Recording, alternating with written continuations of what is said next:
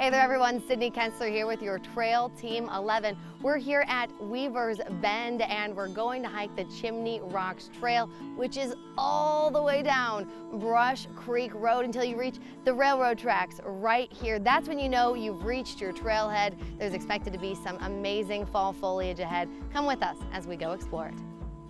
Weaver's Bend is they've titled it Ecological Nightmare, so there's quite a lot of invasives that have been growing for the past 30 years or so, and just about everywhere you walk here there's invasives.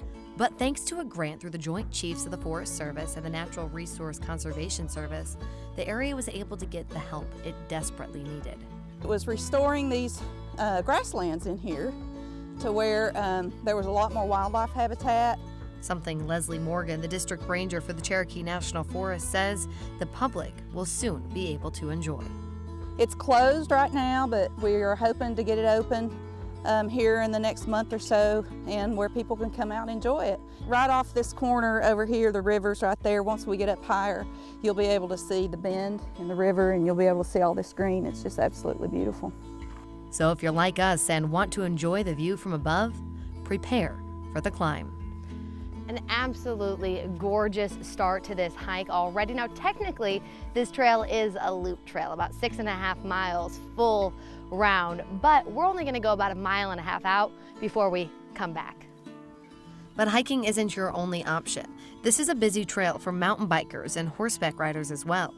And for the forest, that's popular for hunters. Oh, so here's one of the water bars that the crew that was here all summer put in. They did a lot of maintenance and work on this trail to keep it in shape. And these water bars keep the water, when we get rains, from diverting down the main part of the trail and diverts it off the trail so it doesn't wash the trail out. It looks like it's doing a great job too. It's doing a great job.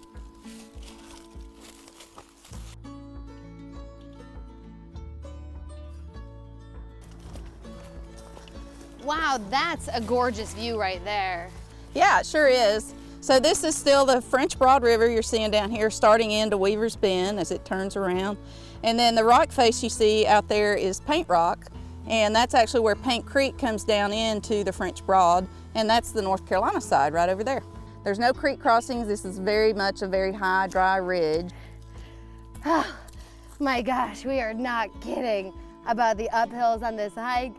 I'm keeping my fingers crossed that Leslie's not kidding when she says the view is worth it.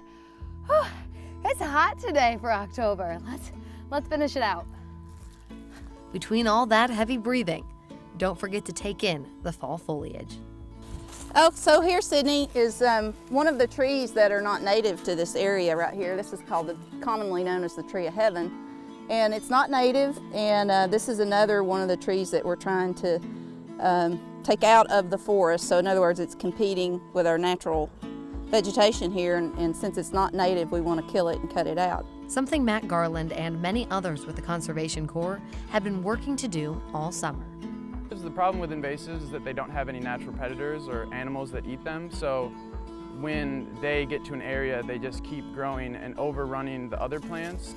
So you see here, Sydney, there's this kind of a razorback ridge right here where it kind of shoots off either side. And once you get to that point, you know you're getting pretty close to the rocks. Okay, one more uphill. Let's do this.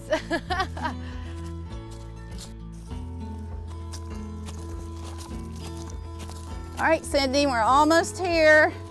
Oh man, this last uphill. Wow, steep. Look at that. We In made just a second.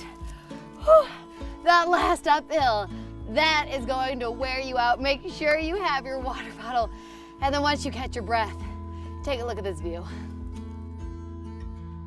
I don't think folks realize that the river here, the French Broad River, is as windy as it is here.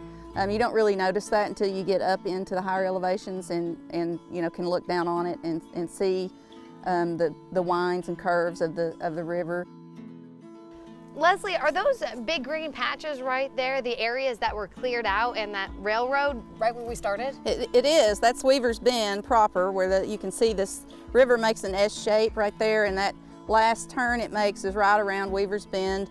And that's where we parked, and then you can also see the wildlife opening up here on top of the first bench that we climbed up on.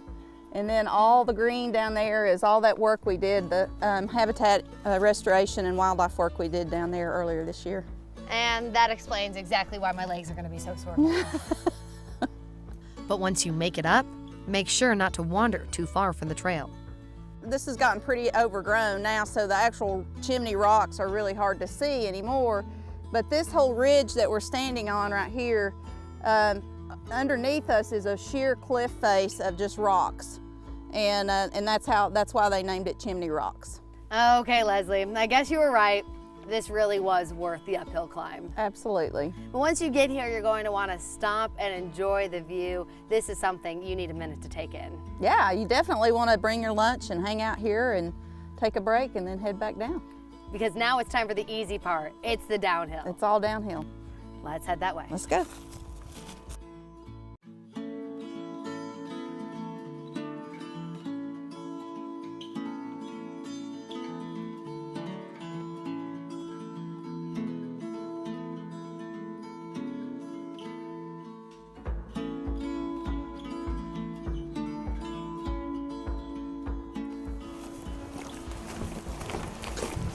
Wow, that was a lot of fun. You gotta prepare for that uphill though. You sure do. The downhill though, much easier.